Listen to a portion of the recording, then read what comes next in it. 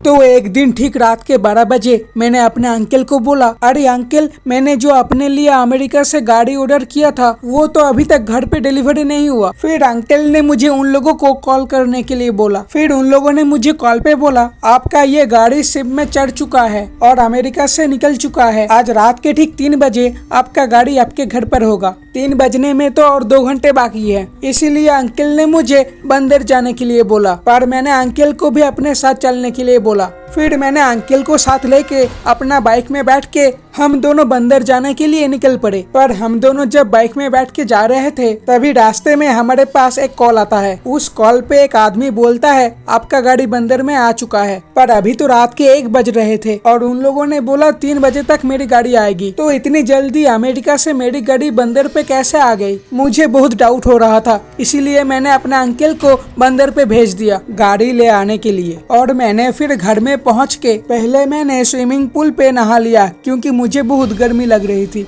और मैंने देखा मेरे अंकल आ गए। फिर मैंने नहाने के बाद स्विमिंग पूल से उठ के मेरे अंकल को पूछा, आप गाड़ी लेके नहीं आए? फिर अंकल ने बोला, एक लड़की आएगी ट्रक लेके, उस ट्रक में हमारा गाड़ी होगा। और ये बोल के अंकल सोने चले गए। फिर कुछ देर के बाद एक ट्रक आई हमारे घर के बाहर। उस ट्रक में एक लड़की बैठी थी, पर उस ट्रक में हमारा गाड़ी नहीं था। फिर उस लड़की ने ट्रक से उतर के मेरे अंकल के घर के अंदर झांक रही थी। मेरे अंकल बेड से उतर के सोफे में जाकर बैठे क्योंकि मेरे अंकल को उस रात नींद नहीं आ रही थी और वो कुछ टेंशन में दिख रहे थे। और वो लड़की स्टैचू की तरह वहीं पे खड़ी थी। और काफी टाइम के बाद वो लड़की अपना ट्रक वहीं पे छोड़ के हमारे घर से बाहर जाने लगी। पर जाने से पहले उसने अपना ट्रक वहीं पे ब्लास्ट कर दिया। उसके बाद वो लड़की चली गई और मैं तभी किचन में था क्योंकि मुझे बहुत ज्यादा भूख लगी थी। फिर मैंने और अंकल ने एक आवाज सुनी और हम दोनों जब बाहर आए तो हमने बाहर एक ट्रक देखा जो ब्लास्ट होके पड़ी थी। फिर मैंने अंकल से पूछा, ये ट्रक किसका है?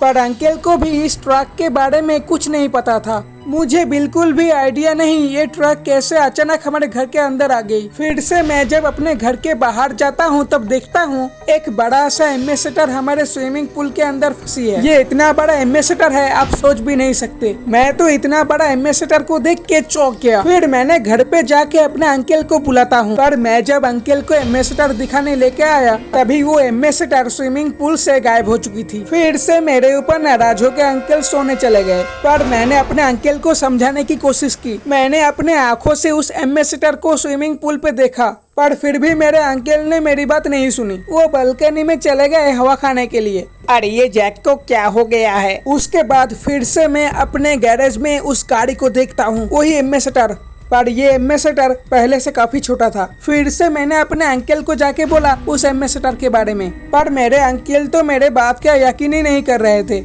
इसीलिए मैंने इस बार अपने अंकल को जबरदस्ती लेके गया उस गैरेज में। फिर मैंने अंकल को वो एम्बेसडर दिखाया। अंकल तो उस पुराने एम्बेसडर को देख के चौंक गए। अच्छा, तो तूने ये एंटीक पीस अमेरिका से ऑर्डर की है? अरे मैंने ये एम्बेसडर ऑर्डर नहीं किया, मैंने तो एक लैम्बोर्गिनी ऑर्डर की थी। फिर मैंने अपने अंकल को उस एम्बेसडर पे बैठाया। पर ये कैसा एम्बेसडर है? इसमें तो स्टीयरिंग, ब्रेक, क्लच कुछ भी नहीं है। ये एम्बेसडर तो अपने आप चलती है। इस एम्बेसडर में गियर छोड़ के और कुछ भी नहीं है। और आप लोग देखो कैसे ये एम्बेसडर चल रही है। अरे ये एम्बेसडर तो पलट गई। अरे ये गाड़ी तो गोल गोल घूम रही है। अरे ये हम लोग कहाँ पर आ गए? ये कैसा भूतिया जंगल है? अरे ये एम्बेसडर तो हमें एक भूतिया जंगल पे लेके चला आया। अब हम दोनों इस भूतिया जंगल से कैसे निकले? फिर अचानक हमारे सामने कंकाल आ जाता है। फिर उसके बाद अचानक जोर से बारिश आ जाती है और उस बारिश में ही हमारे सामने बहुत ज्यादा भूत आ रही है। अरे बचाओ हम लोग को, कोई तो हमको यहाँ से निकालो। फिर हम लोग को अचानक एक सामने एंड पॉइंट देखा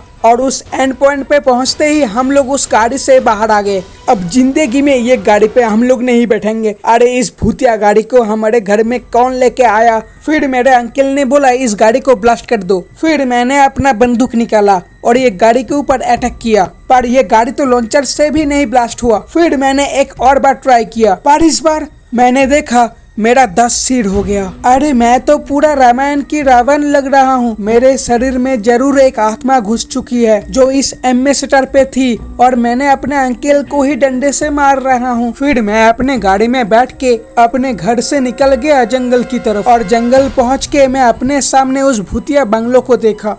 काफी साल पहले ये भूतिया बंगलों में ही मेरी मौत हुई थी, पर उस दिन के बाद से मेरी आत्मा को मुक्ति नहीं मिली और मेरी आत्मा चारों तरफ भटकती रहती है। फिर मैं उस भूतिया बंगलों के पास आया। मैंने देखा उस घर के बाहर 3 गुंडे खड़े थे। वो तीनों मुझे घर के अंदर नहीं जाने दे रहे थे। फिर मैंने उन तीनों को डंडे से मारा और फिर वो तीनों भी मुझे मार रहे थे। फिर मैं अपने डंडे से उन तीनों को मार देता हूँ। इसी घर के अंदर मेरा खूनी छुपा है जो मुझे उस रात बंदूक से मार दिया था। आज मैं उस कातिल को उसी तरह से मारूंगा। फिर मैंने बाहर से एक बंदूक की आवाज सुनी। मुझे लगा मेरा कातिल है, पर नहीं, वो एक पुलिस वाला था जो मेरे ऊपर गोली तान के खड़ा था।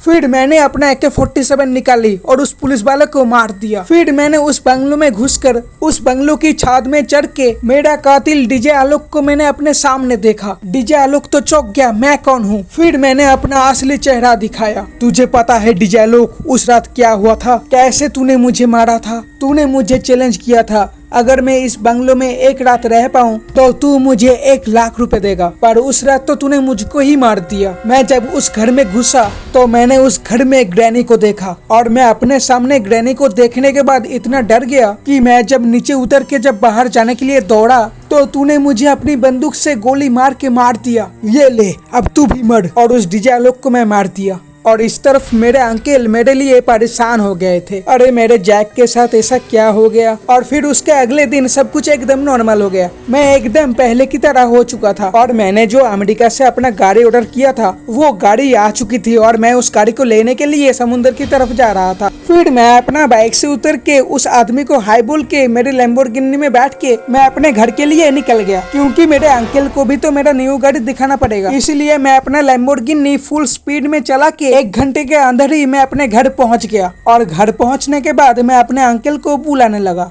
और अंकल वहां पे आते ही मुझे देखकर तो चौंक गए। फिर मैंने अपने अंकल को बोला, चलो इस गाड़ी में एक राइड मार के आते हैं। फिर मैं अपने अंकल को साथ लेके लॉन्ग ड्राइव पे निकल पड़ा।